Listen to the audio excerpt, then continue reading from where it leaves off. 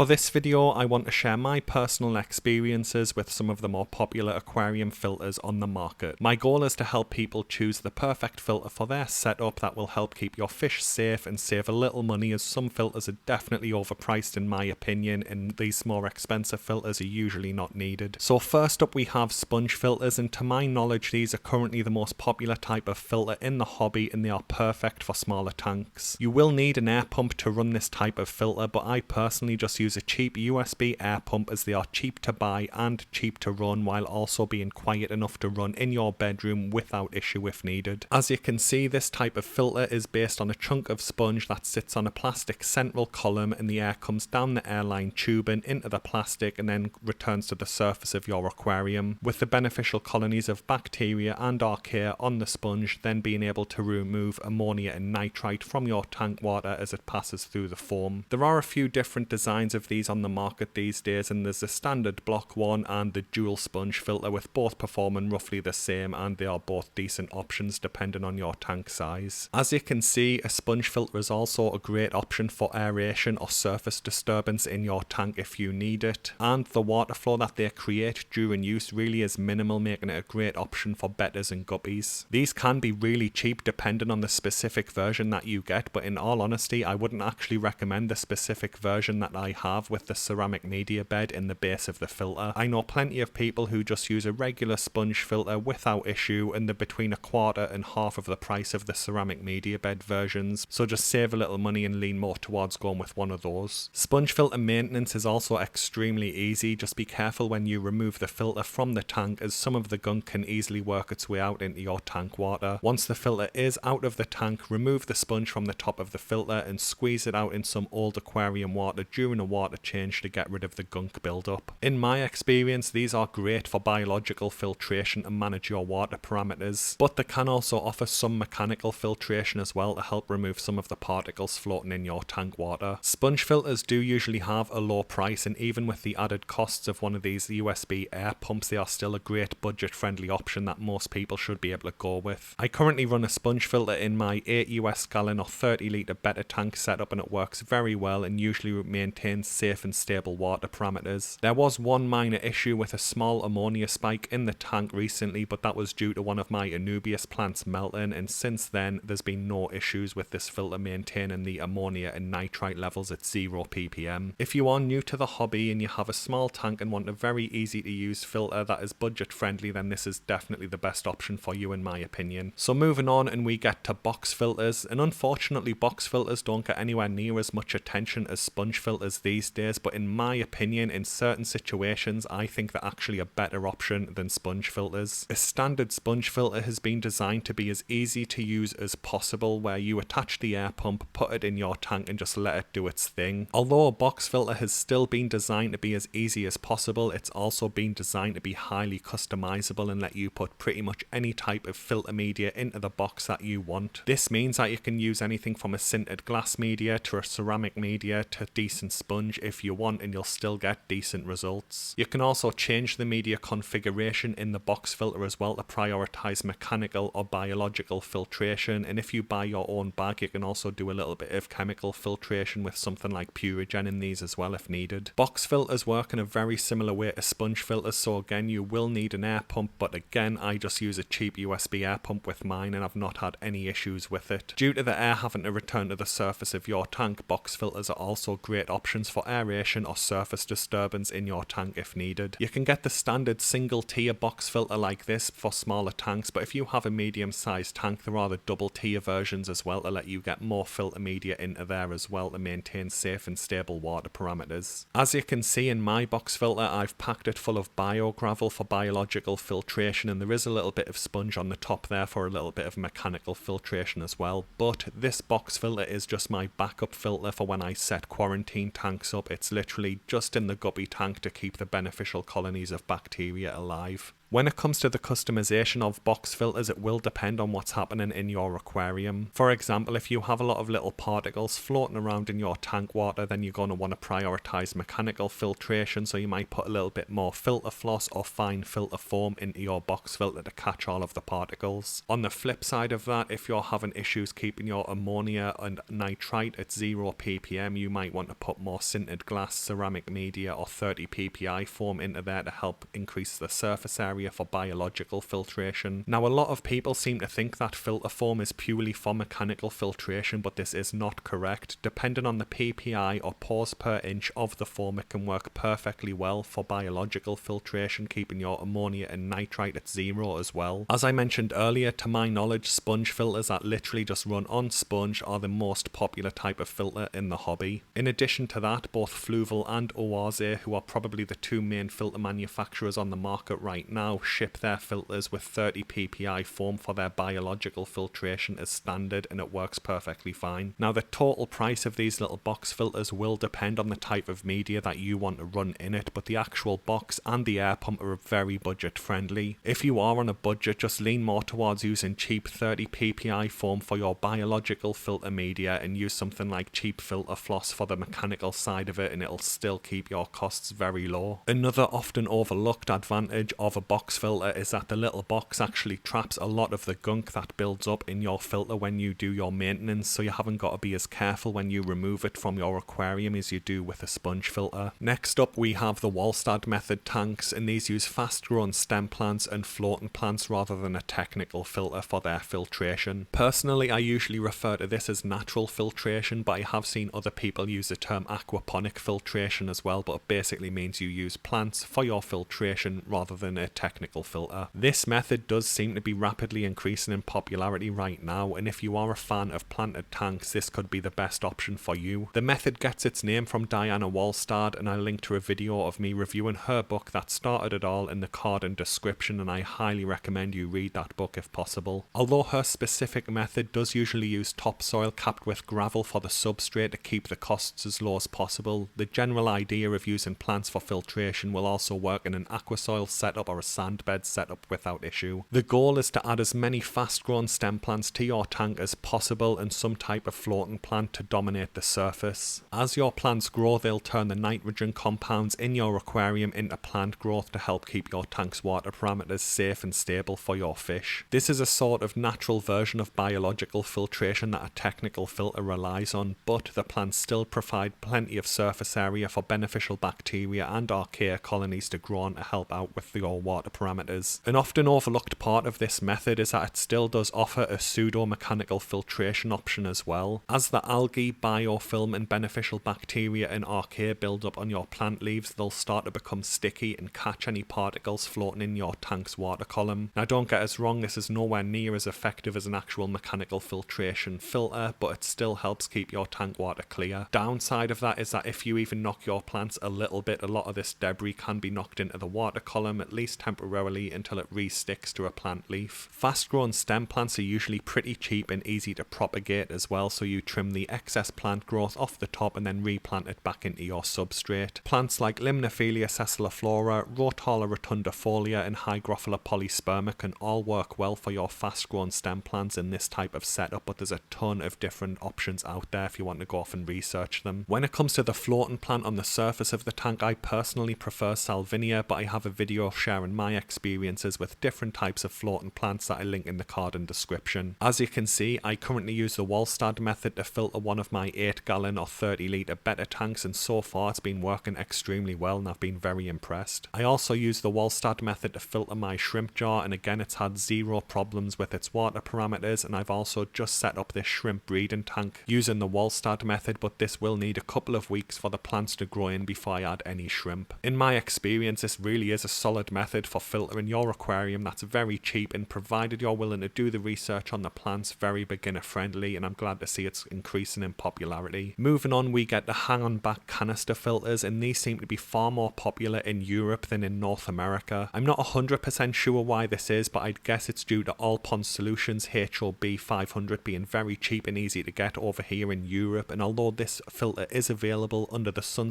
branding in North America, apparently it is difficult to find for sale. This type type of filter is basically a mini canister filter that hangs on the back or side of your aquarium, and it takes water in via its inlet, pushes it through your various canister trays, and then releases the water back into your aquarium via its outlet. The one I use has 4 real trays and a kind of half tray at the top that you can use to customize the media in the filter. Personally, I usually use the top tray and half tray for mechanical filtration with various PPI foams, and the rest of it for biological filtration. Similar to a box filter that I covered earlier, these are highly customizable and let you quickly and easily switch out your filter media as required depending on what's happening in your tank. The All Pond Solutions or Sun variant of these is very budget friendly as well, and for the most part they work really well, but they can get a little bit noisy in my experience if air builds up in it and it takes a few minutes for it to burp itself out. If you do have more of a budget available, then the Oase Filtor Smart range does have aftermarket clips for the smaller filters in that range to convert them into a hang-on back canister filter, and apparently these aren't as noisy if they get trapped air in them, and I have been thinking of upgrading to one of these, but currently I haven't tried them myself. Maintenance for this type of filter will depend on the type of media you use in your setup, but it only takes a couple of minutes for me to squeeze out my sponge in my filter and then dip the biogravel in some old tank water to clean it. I've used one of these hang-on back canister filters on my 29-gallon tank for around 7 or 8 months now, and it's been easy to maintain safe and stable water parameters without issue. I did used to use one of these on my 40-gallon tank as well, and it did work well, but I have since upgraded the filter on that specific tank. Next up we have hang-on back spillway filters, and to my knowledge these are the second most common type of filter in the hobby right now behind sponge filters. As the name suggests, this type of filter will also hang on the back or side of your aquarium and take water in via its inlet. The water is then pushed back to front through the media that you stock into the filter, and it'll return to your tank via the little spillway, creating a little waterfall. Depending on the level of your tank water from the base of the spillway, you can also get some decent aeration or surface disturbance from these filters if needed. Unfortunately, some brands that make these do try and key their filter media inlets to try and get you to repurchase their specific filter media, but you can quickly and easily cut some foam down to size to replace these for cheap. You can also get these small little filter media bags for any type of sintered glass or ceramic media that you want to use in your setup as well, helping to remove the need of going with the specific, usually more expensive versions from the brand that you got your filter from. Again, these are quite customizable and you can use them as biological or mechanical filtration, or even both depending on the size of your tank without much of an issue. This type of filter is usually cheap and can work well in most smaller setups without issue. Again, like a lot of the more customizable filters in this video, maintenance will depend on the specific type of media you put into the filter, but it shouldn't take more than a couple of minutes to service this filter. Personally, I did used to use a hang-on back spillway filter as the primary filter on my guppy tank back when I first set it up, but it did struggle with mechanical filtration, so I did upgrade to a hang-on back canister filter. If you are in North America where hang-on back canister filters are apparently more difficult to find, then something like a hang-on back spillway can be a great alternative, but in my opinion here in Europe, when a hang-on back canister filter is just a little bit more than the spillway variant and offers so much more media capacity, I personally would lean more towards the hang-on back canister filter setup in Europe. So next up we have actual canister filters, and by that I mean the huge canister that can contain an absolute ton of different filter media. In all honesty, I'd only recommend these for tanks that are at least 40 gallons or 150 litres and over, because like I mentioned earlier, I managed to maintain the cycle on my 40-gallon tank with a hang-on back canister filter without issue, so they can work here and work out far cheaper. I only picked this Fluval FX2 up because it was on sale by quite a decent margin, and I'm thinking of upgrading to a 55 or 70 gallon tank next year, so I wanted to pick this up on sale while I could, and that's purely the only reason I got this filter. Now there are some cheap canister filters on the market, especially here in Europe, with All Pond Solutions having a few of their own, but Fluval do seem to be the dominant brand in this space. I have the FX2 from their FX range and it works very well, but their smaller and cheaper 07 range has a great reputation in the hobby as well, and I know a few people who swear by it, but personally I've never tried their 07s, but I will in the future. Oase also have an excellent canister filter range, but to me they do seem more expensive compared to their Fluval counterparts, so personally I do lean more towards Fluval. So this type of filter works by taking water in via their inlet, pushing water through the various trays of filter media in here, and you can use mechanical filtration, biological filtration and chemical filtration all in the same filter without issue with this setup. I would highly recommend you read the user manual if you do opt for a canister filter, because you need to know what the direction of water through the filter is for your order of filtration. Some brands use top to bottom, some use bottom to top, and then you have the Fluval FX range that switches it up as it works through the filter. So it is ideal to know the direction of water so you can set up your mechanical, biological and chemical filtration in order. Due to being so big, these can hold an absolute ton of media, and you can highly customizable to meet the needs of your tank without issue. Canister filters do tend to be far more expensive than the other featured filters on here though, and personally, if you do have a smaller tank, I really would just go with a sponge filter or a box filter. Finally, we have internal filters, and by this I mean the type of filter that will sit inside of your aquarium but comes with the bulky plastic case, opposed to a sponge filter or a box filter, because technically they are also internal filters, but in my opinion they are far better. I'm really not a big fan of these internal filters, and I honestly think I used them for about 2 weeks until I upgraded to a sponge filter, a box filter or a hanging back canister in my own aquariums. A lot of the volume of this type of filter is just the plastic case and trays that hold it all together, so it does result in a lot of wasted space that could be used for swim space for your fish in your tank. In my opinion, they just don't hold enough media to justify the amount of space they take up in your tank when you can use a hanging back or a sponge filter or box filter or something like that instead. Another downside of this type of filter is a lot of them are, in my opinion, overpriced for what you actually get. On top of that, a lot of brands do key their media compartments so you can only use their specific media that is often overpriced in my opinion. This also limits the customization of the filter as well, so I really wouldn't recommend these to anyone, in all honesty. I just don't like them. Anyway guys, that brings the video to an end. I hope you found this helpful, and I honestly do think that most people with a small tank will be perfectly fine with a cheap air powered sponge filter. Anyway, thanks for watching guys, and have a good day.